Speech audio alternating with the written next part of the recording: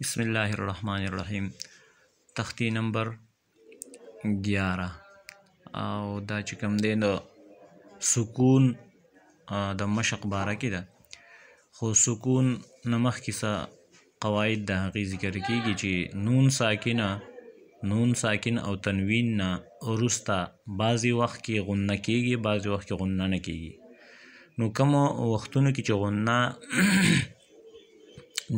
نه کېږي نو هغه چې کوم دی نو هغې دپاره اته ټکي چې کوم دی ذکر کړی شوي د اته حروف چې حمزه ها، عین ها، غین خا او بل دی لام او را. نو دې حروفو نه وروسته به چې کوم دی غنه چې کوم دی په دغه کې نه کېږي. نو هغه تختی چې کوم دی زمونږ مخې ته داسې ده: حمزه نون زبر ان، تا زبر تا، انتا، حمزه ها زیر اه، دال زیر دی، اه دی، اه دی. دا انته کې مونږ دا ویلو چې دا کله دا حرف دا ټکې سور دوی ولیکي نو دا به چې کوم دی د دې نشاني چې دا به غنه کېږي، نو دلته به غنه کېږي. حمزه ها زیر اه، دال زیر دی، اه دی، با عین زبر با، دال پیش دو، با دو. او بل دا چې دلته کې با دغه نه کېږي، دا وقف به نه کېږي. حمزه نون زبر ان، تا زبر تا، انتا، وقفا انت. نو دا بیا چې کوم دی نو اجتماعي ساکنین یعنی دو ساکنونه جوړیږي. نو انتا به وایو. حمزه ها زیر اه، دال زیر دی، اه دی، با عین زبر با، دال پیش دو. اجتماعي ساکنین دا مطلب شو چې حمزه نون زبر ان هم ساکن دی او تا هم ساکن دی، چې ته دو ساکنان یو ځای کې نو د دې نه اواز ته سره وباسي، څنګه اواز به رایسته شي نو اواز بیا خرابېږي. دغه رنګې ح با زبر حب، لام دو پیشلون، حبلون دا حروف قلقله دی، اودي ټکی دی.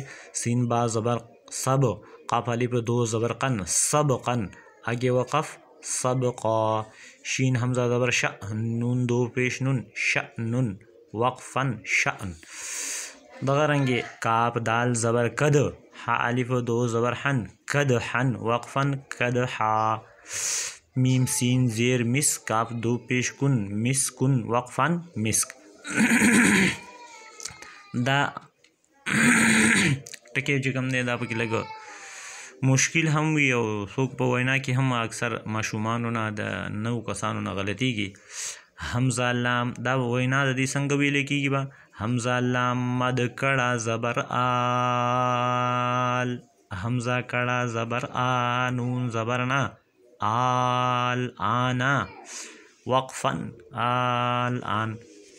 یو ځل بیا ووایئ: حمزه لام مد کړه زبر آل، آل ووایو. حمزه لام مد کړه زبر آل، حمزه کړه زبر آ، نون زبرنا، آل آنا.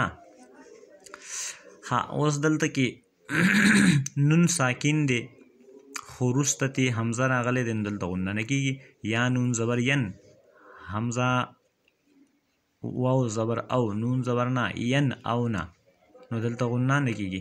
داسې من هاجره، من هاجره، نو د نون ساکن نه وروسته ها راغلی ده نو هلته کې بیا غنه نه کېږي.